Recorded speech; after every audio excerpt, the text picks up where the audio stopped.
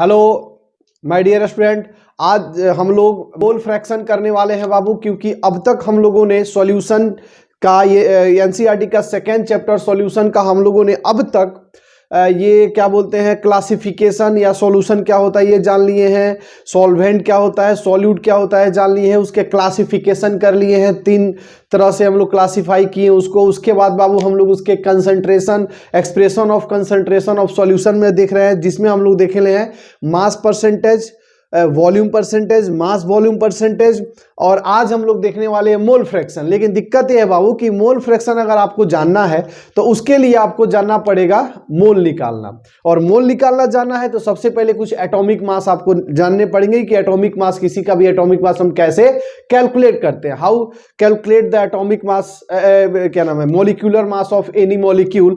तो molecular mass calculate करने के लिए आपको क्या करना पड़ेगा, एटॉमिक मास कैलकुलेट करना पड़ेगा। ये कहे तो एटॉमिक मास आपको पता होना चाहिए, तो उसके लिए एक बहुत ही मजेदार ट्रिक आपको बताएंगे बाबू, जिससे कि एटॉमिक मास बड़े आसानी से आप निकाल सकते हैं। और जब एटॉमिक मास आप निकाल लेंगे तो ऑब्वियसली एटॉमिक मॉलिक्यूलर मास भी आप कैलकुलेट कर सकते हैं। तो चलिए स्टार्ट करते हैं। ये रहा आप लोग का चैनल केमिकल नगरी और हम आपके अनूप सर। स्टार्ट करते हैं बाबू कल से, तो मोल फ्रैक्शन। तो हम लोग मोल फ्रैक्शन पहले अपन हेडिंग डाल लेते हैं।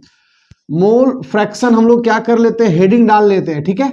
और इसके बाद इसमें कुछ चीजें, इसको कैलकुलेट करने के लिए बाबू हमको मोल की आवश्यकता पड़ेगी। नाम ही देख रहे हैं ना, मोल आ रहा है तो मोल निकालना पड़ेगा। ऐसे 11th में आपको ये चीज पढ़ाई गई होंगी, कोई बात नहीं है, आपको वहां भी जाकर के रिवीजन करने की आवश्यकता नहीं है, हम आपको यहीं पे बता देते हैं, ये आपको कहीं और वीडियो कोई दिखने की आवश्यकता नहीं पड़ेगी।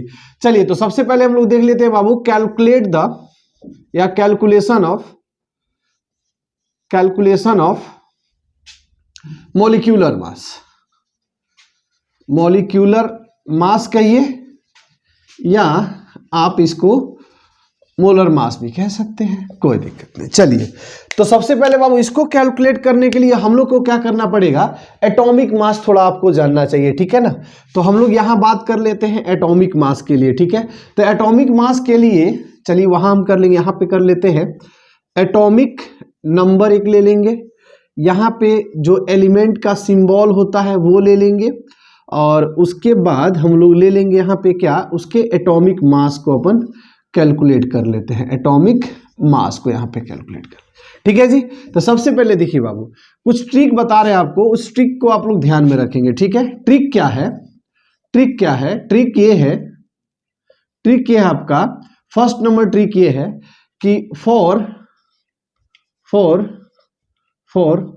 ऑड एटॉमिक नंबर, जिसका जैसे 3 हो, 5 हो, 7 हो, ऐसे एटॉमिक नंबर जो मतलब एटॉमिक नंबर जो 2 से डिवाइड ना होते हो उसको ऐड एटॉमिक नंबर कहते हैं, ऑड एटॉमिक नंबर कहते हैं। और ऑड एटॉमिक नंबर अगर हो तो फॉर्मूला लेगा atomic number into 2 + 1 equal to atomic मास।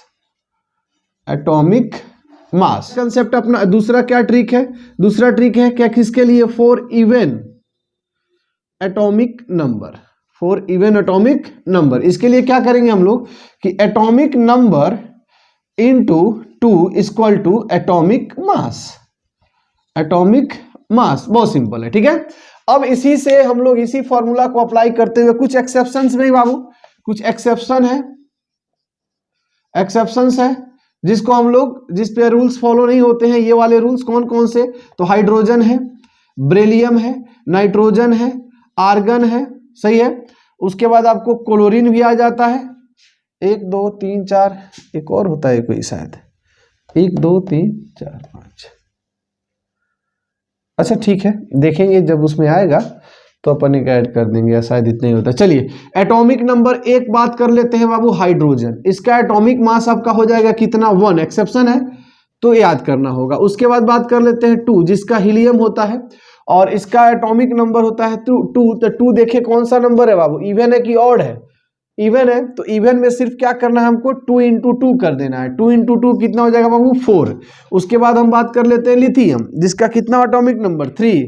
तो 3 × क्या करेंगे 2, चूंकि ये ऑड है, मतलब कि ऑड है, ये 2 से डिवाइड नहीं होगा, तो कितना हो जाएगा ये, क्या करेंगे हम लोग, 3 × 2 करके 1 ऐड कर देंगे, तो 3 दूना 6 और 1 7 हो जाएगा, 7 हो जाएगा। उसके बाद बेरिलियम की बात कर ले, 4 होता है।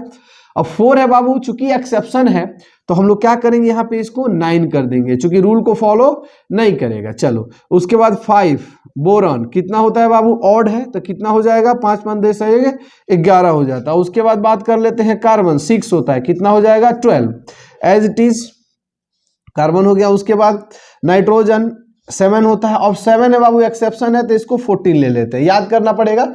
इसका 1 होता है, इसका 7 होता है, इसका 14 होता है, इसका 40 होता है और इसका 35.5 होता है, ये याद कर लीजिए, बाकी कंसेप्ट पे आपके आ जाएंगे।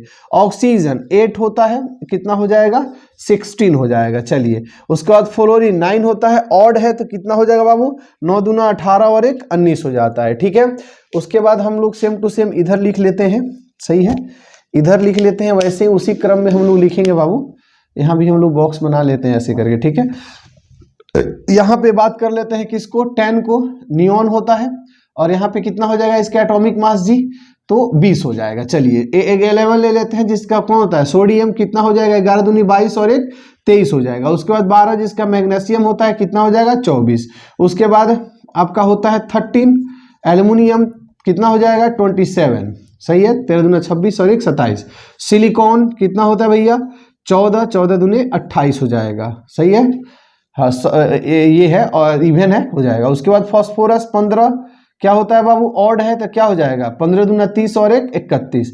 उसके बाद सल्फर कितने होते हैं 16, क्या हो जाएंगे 32। उसके बाद आ जाता है क्लोरीन 17, एक्सेप्शन है बाबू तो 30.5। उसके बाद आ जाते हैं कौन से आपके, आर्गन 18 होता है आर्गन का, इसका हो जाता है 40, एज इट इज। पोटेशियम जिसका 19 होता है और इसका होता है 19 दूना 38 और 1 39। और कैल्शियम होता है कितना बाबू, शायद दिख जाएगा, चलो कोई नहीं, कैल्शियम हो जाता है आपका 40, कैल्शियम हो जाता है यहाँ पे 20 और इसका हो जाएगा 20 दूनी 40। तो ये रहा बाबू एटॉमिक नंबर का आपको ट्रिक, इसका फटाफट क्या करें आप ये स्क्रीनशॉट ले ले, बहुत ही आसान है बाबू, ये दोनों ही ट्रिक पे आपके ये सारे सॉल्व होने वाले हैं। बस आपको याद करना पड़ेगा 1 2 3 4, हाँ ठीक है 5 एक्सेप्शंस होते हैं, आपको बस 5 याद करना पड़ेगा, बाकी सब आप उस मेथड से इसको कैलकुलेट कर सकते हैं। तो ले ले जल्दी से आप इसका स्क्रीनशॉट, हम आगे बता देते हैं आपको क्या,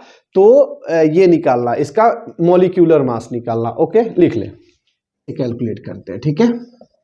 किसी का भी मॉलिक्यूलर मास इक्वल टू होता है, जैसे मान लीजिए कोई फॉर्मूला दिया हुआ है, मान लो कि AX और BY आपको दिया है कोई फॉर्मूला, जैसे अब एग्जांपल हम लोग देख लेंगे, कोई मॉलिक्यूल दिया हुआ है तो अपन क्या करेंगे, X बराबर हो जाएगा आपका, क्या हो जाएगा, तो atomic mass into X plus atomic mass of A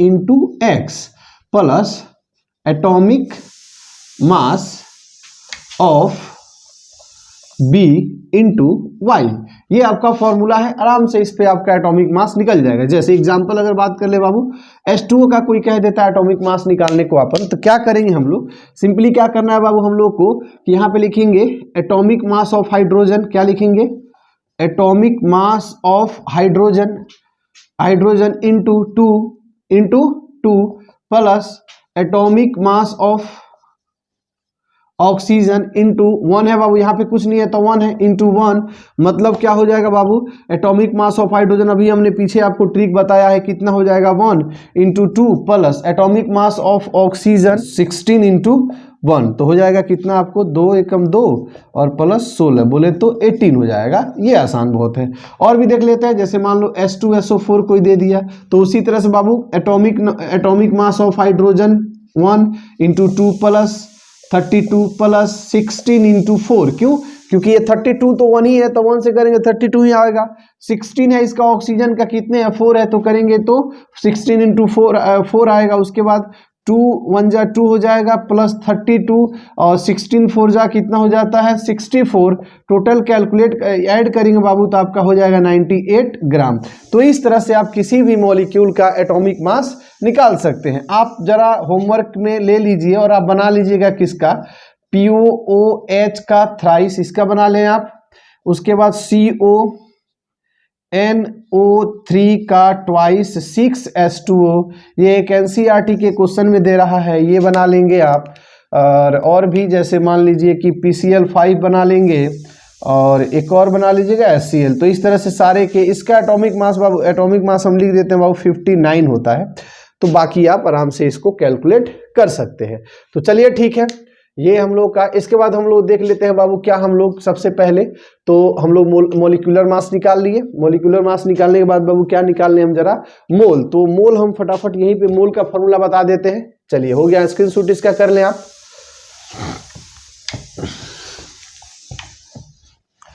number of mole, number of मोल क्या होता है बाबू, किसी भी मॉलिक्यूल के अंदर एक्चुअली नंबर ऑफ मोल के दो फॉर्मूला होते हैं, ठीक है। आपको इसको हम फर्स्ट ईयर में भी हम लोग को पढ़ना है। यहाँ पे नंबर ऑफ मोल के दो फॉर्मूला होते हैं। एक फॉर्मूला होता है बाबू कि number of particles, number of particles by Na बोले तो एवोगाद्रोज नंबर 6.022 इंटू 10⁻23 होते हैं। अगर नंबर्स में दिया है, अगर नंबर्स में दिया है उसको मोल में कन्वर्ट करना है तो आप इस फॉर्मूला का यूज कर सकते हैं। अगर ये फॉर्मूला नहीं यूज करना है, मास के फॉर्म में दिया है, तो number of mole equal to होता है weight, weight upon molar mass, molar mass. जैसे एग्जांपल में बात कर दे बाबू, कोई कह दे कि 12 ग्राम mg को मोल में कन्वर्ट कीजिए, ठीक है ना।